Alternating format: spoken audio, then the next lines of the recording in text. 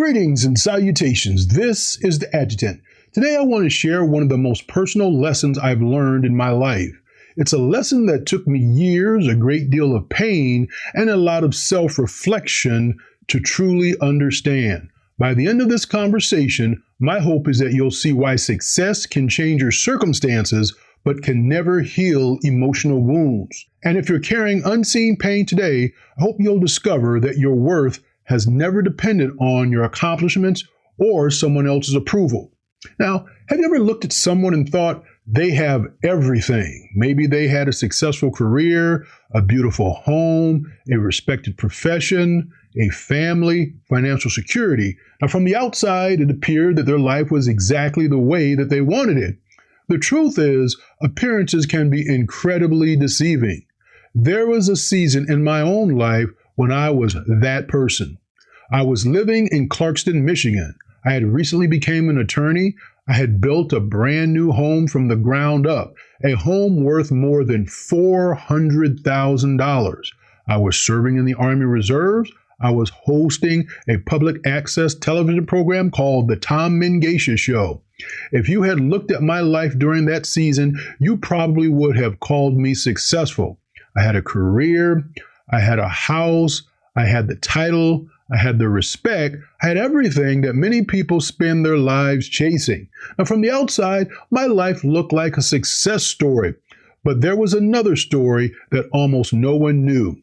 Behind the professional accomplishments, behind the new house, behind the television program, behind the military service, I was miserable. I was living in a marriage that was emotionally unhealthy. What makes this story difficult to tell isn't simply that the marriage became toxic. It's admitting that deep down I knew before the wedding that I shouldn't marry her. Looking back now, I believe the Most High Yahweh was warning me. There were moments when something deep inside me kept saying, "Don't do this." Those convictions were real. Those warnings were real, but I ignored them. People often ask why intelligent people sometimes make decisions they later regret. It's easy to assume they didn't know better, but that's not always true. Sometimes the heart is trying to fill an empty place that's been there for a very long time.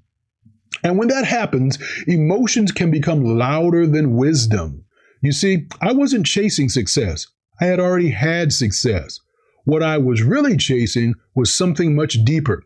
I was chasing the feeling of finally having the loving family I never experienced growing up. For years, I believed that if I could just find the right relationship, if I could finally have a wife, if I could finally have the family I had always dreamed about, then everything inside me would finally be okay. Now, looking back, I realized I wasn't searching for love as much as I was searching for healing. Those are two very different things. When we're carrying wounds we haven't dealt with, it's easy to believe another person can heal them. When we begin placing expectations on relationship that no relationship was ever designed to carry, no husband, no wife, no friend, no family member, no human being can become the source of your worth. I remember standing in the church on my wedding day. I can still remember that feeling. I wasn't overwhelmed with excitement. I wasn't overwhelmed with peace. I felt like I should run. Even saying those words today is sobering because it reminds me that I knew. Before I even said I do, something inside me was telling me not to. And yet I stayed. After the wedding, people made comments that stayed with me. They told me I didn't look happy. Imagine hearing that about your own wedding day, the day that's supposed to be one of the happiest days of your life. People could see something on my face that I wasn't willing to admit to myself. Sometimes our faces tell the truth before our words ever will. Still, I convinced myself everything would get better. I believe that once we settle into married life, once enough time passed, things would somehow work themselves out. Hope is a wonderful thing, you see, but hope isn't a substitute for wisdom. Sometimes hope keeps us holding on to situations that wisdom is telling us to leave. Years later, I finally became honest with myself. I realized I had to ignore those warning signs because I lacked intelligence. I ignored them because I was exhausted. I was tired of starting over. I was tired of being alone. And I was afraid that if I walked away, I might never experience the family I had always longed for. Fear has an incredible ability to make unhealthy decisions feel reasonable. It whispers that it is your last opportunity. It tells you that something unhealthy is better than having nothing at all. And if we're not careful, fear can become the loudest voice in every important decision we make. What I didn't understand then, but I understand now, is that fear is a terrible foundation on which to build a life. Because anything built on fear will eventually demand a price. And I was about to learn exactly what that price would be. I wish I could tell you that professional success somehow protected me from what happened next. It didn't. In fact, one of the greatest misconceptions we have is believing that success automatically produces happiness. It doesn't. Success can open doors, it can improve your financial situation, it can create opportunities, it can earn respect from other people, but success cannot heal emotional wounds. I learned that lesson the hard way. There were days when I would finish work, drive home, pull into my driveway, and simply sit there. The engine would be off, the garage door would be in front of me, my home was only a few steps away, but I couldn't make myself walk through that front door. Think about how ironic that is. I worked so hard to build that house. I had dreamed about it. I had watched it being built from the ground up. It represented everything I thought success was supposed to look like. Yet, there were evenings when I dreaded going inside. People driving past would have seen a beautiful home. They never would have imagined that the man sitting in the driveway wished he didn't have to walk through the front door. That's something success can never show. It can show people your accomplishments. It cannot reveal your pain. During that season, I also lived with constant migraine headaches. At the time, I thought they were just simply something I had to endure.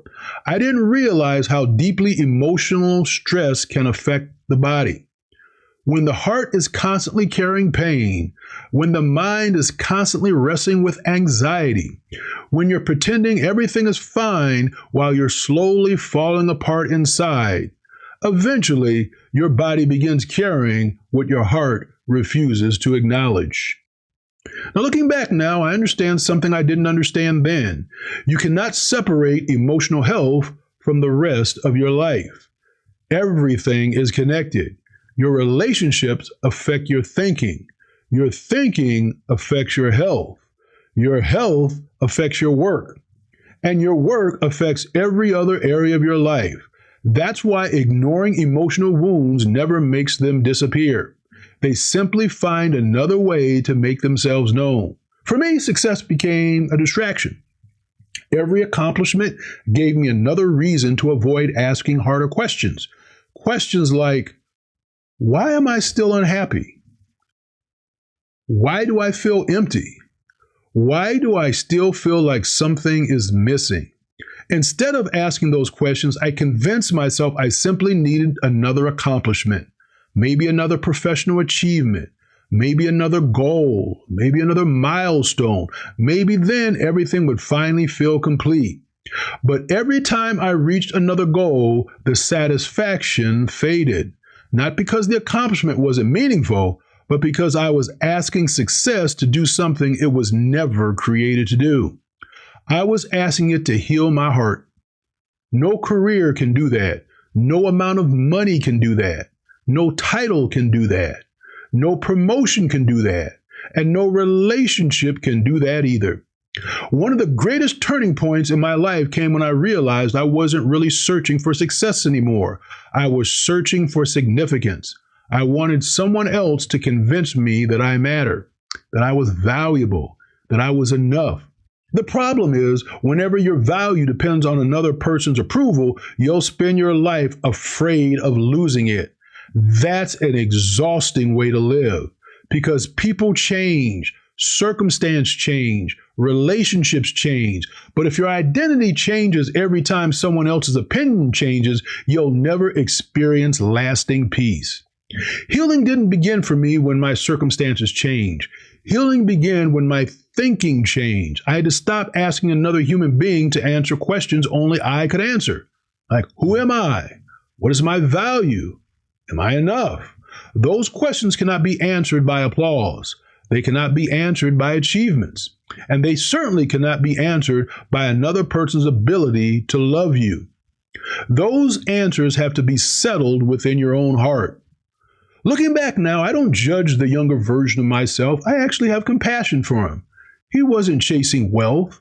He wasn't chasing status. He wasn't chasing recognition. He was chasing something every human being longs for: to be loved, to belong, to feel accepted. Those desires aren't wrong. They're part of being human. The mistake is believing another person can become the source of your identity.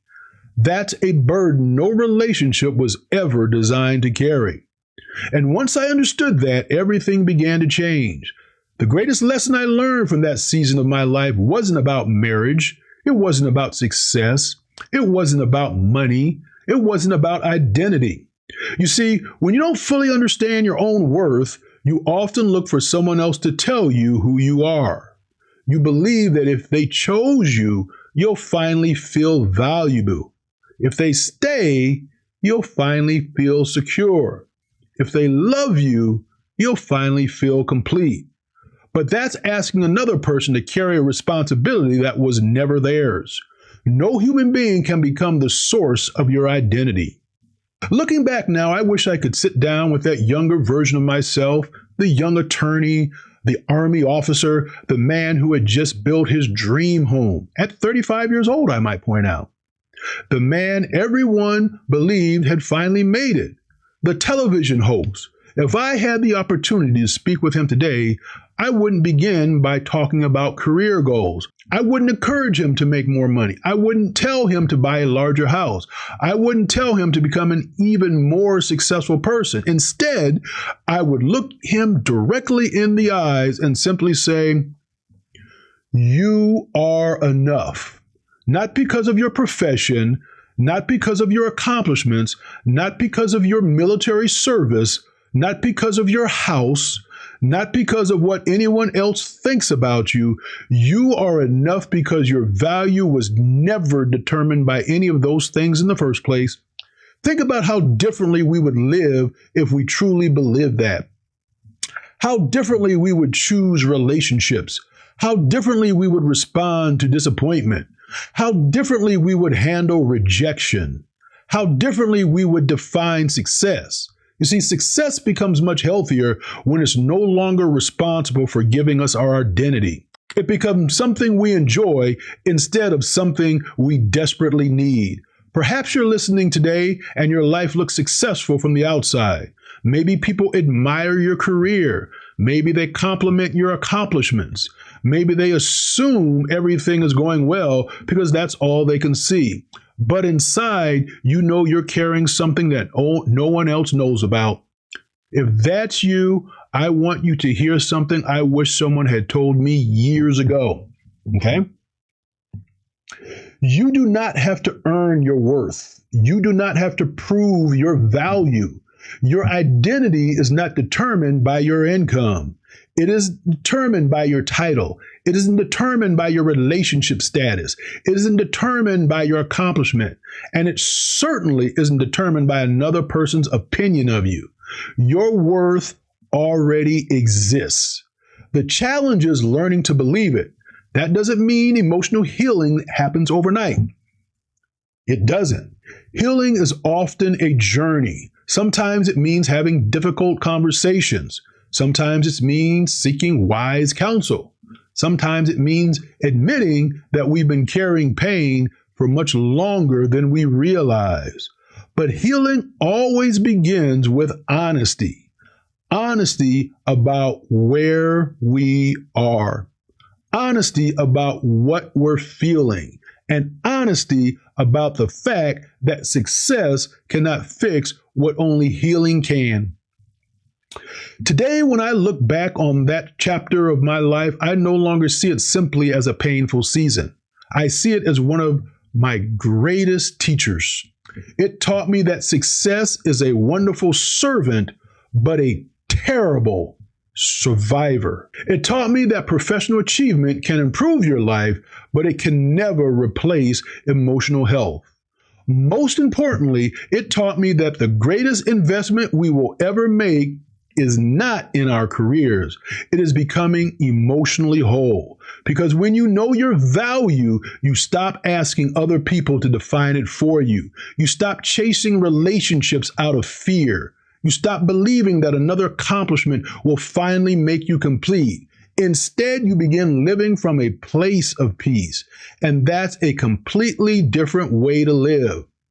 So if there's one thought that I'd like to leave you with today, it's this.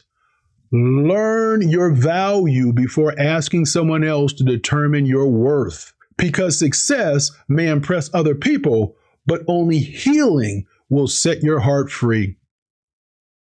Thank you so much for spending part of your day with me. If this conversation encouraged you, I hope you'll share it with someone who may need to hear it. You never know who may be carrying unseen burdens behind a successful life. And sometimes one of the honest conversations can become the beginning of someone's healing. And so there you have it. Until next time, I wish you all blessings and blessings. Shalom.